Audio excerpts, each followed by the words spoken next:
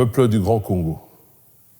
En ce 30 juin 2025, jour qui devait célébrer notre indépendance, je vous parle au nom de ceux qui refusent de fêter leur propre dépossession.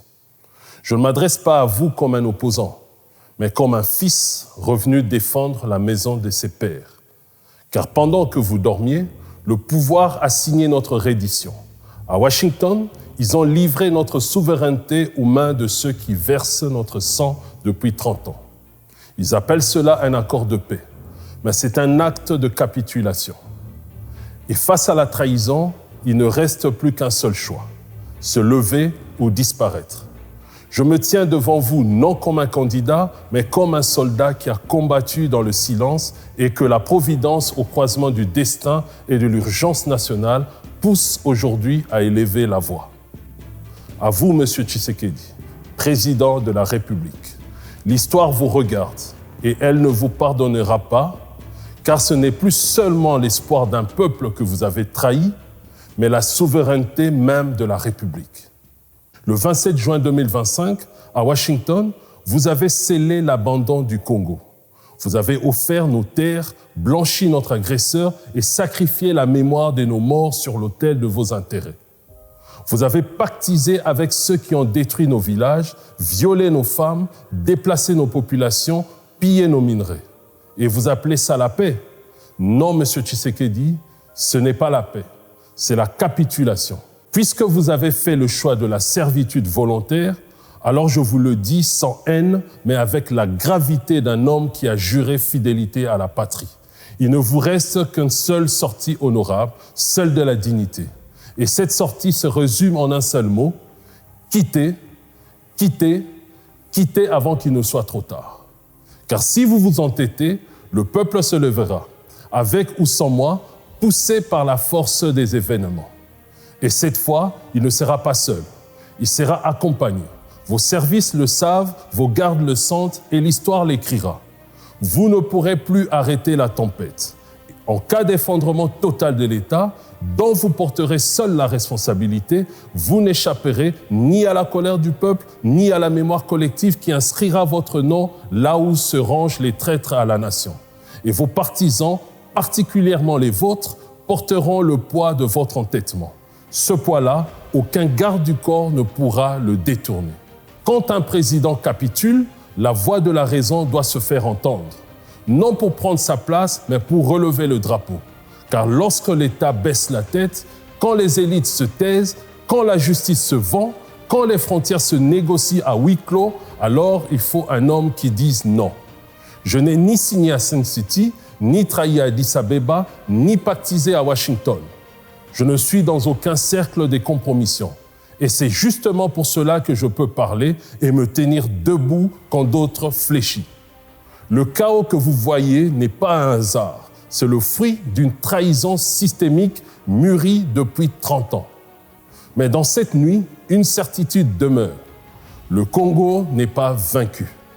Il est seulement trahi. Et un pays trahi peut encore se relever. C'est dans ce vide de légitimité, ce moment de bascule, que ma voix s'élève, pas pour le spectacle, mais pour l'honneur. Je ne suis pas un prophète des réseaux sociaux. Je suis un soldat revenu de l'ombre, un homme debout dans la tempête. À ceux qui me traitent de général de réseaux sociaux, à ceux qui ironisent, ce général parle mais n'agit pas. Je réponds aujourd'hui. Je suis un homme de guerre. J'ai offert mon sang pour des causes qui n'étaient pas les miennes. Officier hors rang, mercenaire sans drapeau, j'ai combattu sur la foi de simples engagements verbaux dans des contrées étrangères, au nom de l'honneur. J'ai connu le froid des terrains hostiles et l'effroi des nuits sans nom. Plus d'une fois, j'ai marché dans la vallée de l'ombre de la mort. J'ai enduré en silence, car fils de militaire, j'ai embrassé la même voie, celle des armes.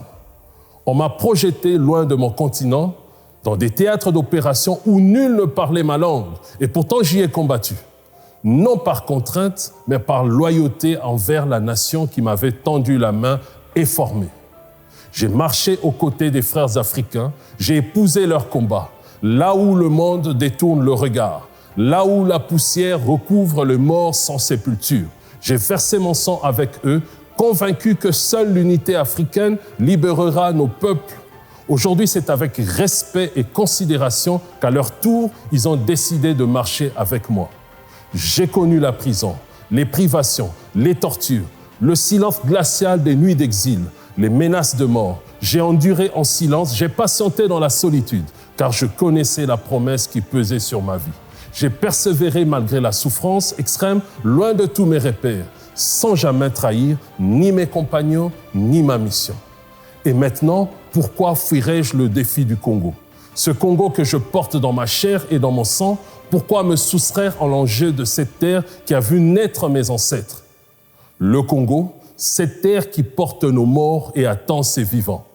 De quoi aurais-je peur, alors que l'histoire elle-même réclame à pleine voix le retour des fils dispersés pour faire renaître notre patrie trahie par son élite actuelle?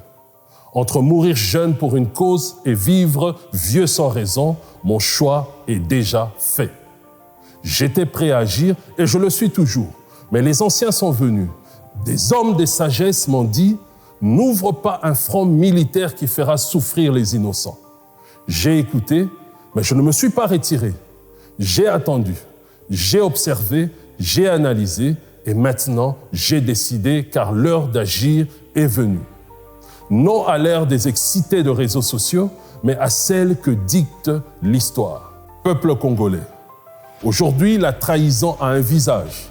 Pendant que vous portiez vos douleurs en silence, ils ont organisé la capitulation de notre armée. Ils l'ont paraphé non dans une salle de guerre, mais dans les salons dorés de Washington. Puis est venue la soumission de notre peuple.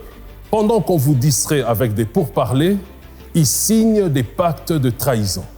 Pendant que nos soldats tombent à l'Est, pendant que nos terres sont violées, ils pactisent avec ceux-là même qui ont financé notre chaos depuis 30 ans. L'accord avec le Rwanda, il est signé, mais ce n'est pas un accord de paix, c'est une reddition diplomatique. Le Congo a été troqué contre les garanties de pouvoir, des immunités futures et des postes bien gardés pour les familles politiques. Le camp de Fayulu, celui de Tshisekedi, même celui de Kabila, les rôles sont distribués. Mais le peuple n'a jamais voté ce théâtre. Ils ne s'aiment pas, mais ils s'entendent quand il s'agit de préserver leurs intérêts personnels. Et je parle ici de cette classe politique à qui l'histoire avait confié une mission sacrée. Servir au rayonnement de notre nation, préserver l'unité nationale, prolonger l'œuvre de père de l'indépendance. Mais cette œuvre est aujourd'hui piétinée, notre nation est bridée, notre État bafoué, notre armée humiliée, le prestige du citoyen zaïrois d'autrefois a disparu aux yeux du monde. Notre territoire est amputé par l'incompétence de celui-là même dont le devoir, la raison d'être était de veiller à son intégrité. Notre place au concert des nations abaissée et notre dignité nationale livrée en pâture à l'étranger, sacrifiés sur l'autel des petits calculs politiques. Ils ne sont pas simplement des adversaires, ils sont le rouage d'un même système qui ne reconnaît ni justice ni nation, mais seulement l'intérêt. Qu'ils en soient conscients ou non, cela ne change rien, car c'est ce système dans son entièreté qui doit être balayé avec tous ceux qui le servent, le couvrent ou en profitent. Ils ne sont pas les héritiers de l'indépendance, ils sont les notaires d'un effondrement. Alors moi je dis, l'heure de la Renaissance a sonné. Très bientôt, vous devrez choisir entre la peur ou le courage, entre la résignation ou la renaissance. Je ne viens pas vous faire rêver, je viens vous réveiller. Je vous tends la main, non pas pour être adoré, mais pour marcher avec vous. J'ai longuement réfléchi, puis j'ai travaillé à un plan de redressement pour notre pays et au-delà, pour toute l'Afrique. Ce plan, je l'ai rassemblé dans un livre. Il s'appelle « Congo, la gâchette de l'Afrique, le master plan ». Ce plan ne promet pas des discours plaintifs, mais la souveraineté. Il ne vous vend pas des slogans, mais une réforme de la sécurité, le retour de notre dignité et un avenir pour nos enfants. Ce que nous avons perdu par l'aveuglement politique, nous devons le reconquérir par la lucidité stratégique. Désormais, l'armée congolaise ne sera plus l'instrument d'un pouvoir qui divise, manipule et trahit. Elle deviendra la force de la nation, celle qui protège chaque citoyen, chaque frontière, chaque article de notre loi fondamentale. Cette vision est dans le master plan. Lisez-le, comprenez-le, transmettez-le. Et quand viendra le moment, marchez avec moi. Non derrière un homme, mais aux côtés d'un peuple debout. Le Congo ne tombera pas. Le Congo se lèvera. Et moi, je ne serai ni derrière ni au-dessus. Je serai avec vous au milieu. Et s'il le faut, en premier. Je ne viens pas jouer une partition, je viens ouvrir un nouveau chapitre, un chapitre que nos enfants liront demain et que l'histoire retiendra. L'histoire ne jugera pas nos intentions, mais nos actes. À vous qui hésitez encore, et tout particulièrement à vous, frères d'armes de la garde républicaine, il ne reste qu'un seul choix. Ne vous bercez pas d'illusions, la fin de ce régime est inéluctable. Le pouvoir pour lequel vous vous battez a déjà cédé. À Washington, à Kigali, et demain, il vous trahira. Vous avez prêté serment de mourir pour la nation. Tokowapo na ekolo avez-vous déclaré. Pas pour un régime, pas pour un homme, pas pour une famille politique. Et surtout, pas pour un pouvoir sans honneur. Les régimes passent, les hommes tombent, mais l'honneur militaire, lui, ne tombe jamais. Il survit à toutes les trahisons, il transcende tous les pouvoirs, car un vrai soldat ne sert pas un homme, il sert une nation. Et dans notre tradition, il est un devise qu'aucune époque n'a pu effacer. Commando un jour, commando toujours. À tous les officiers et soldats de la République, quel que soit votre rang ou votre condition, souvenez-vous de notre héros national, le général Donatien Mayele, surnommé Tigre. À l'heure où tout le système de la Deuxième République s'effondrait, il a su reconnaître le moment charnière.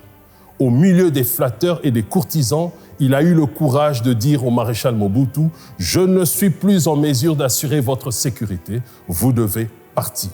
Ce geste lui a coûté la vie, mais il a sauvé Kinshasa d'un bain de sang inutile et élevé le général Mayele au rang des justes de notre histoire. Force est de constater que l'histoire a une étrange manière de se répéter. Toujours au moment où ceux qui gouvernent, aveuglés par leur propre pouvoir, refusent d'écouter la voix de la raison et celle de la sagesse. Aujourd'hui, c'est vous, frères d'armes, qui êtes face à ce moment. Alors je vous le dis avec toute la gravité et la loyauté du moment. Non pas comme un ennemi, mais comme un frère d'armes. Marchez ou écartez-vous du chemin, car la marche a déjà commencé.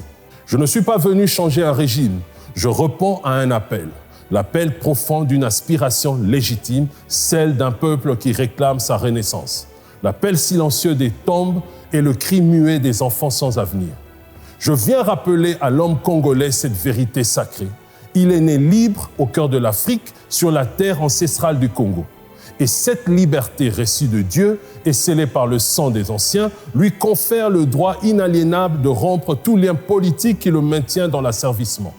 Lorsqu'un régime trahit le pacte sacré entre gouvernants et gouvernés, lorsqu'il abandonne la souveraineté au profit d'alliances iniques, lorsqu'il méprise la justice, humilie l'armée et affame le peuple, alors le devoir sacré du citoyen et du soldat est de se lever et de se choisir une nouvelle élite à la hauteur de sa dignité et de ses besoins fondamentaux. Car un peuple libre ne subit pas, il décide. Et si Dieu m'a élevé pour cette heure, alors je n'ai pas d'autre réponse à lui donner que celle-ci, me voici. Je suis le général Joshua Kombe et à partir d'aujourd'hui, je parle au nom de cette force qui se lève pour le Congo, par le Congo, la force nationale alternative solution.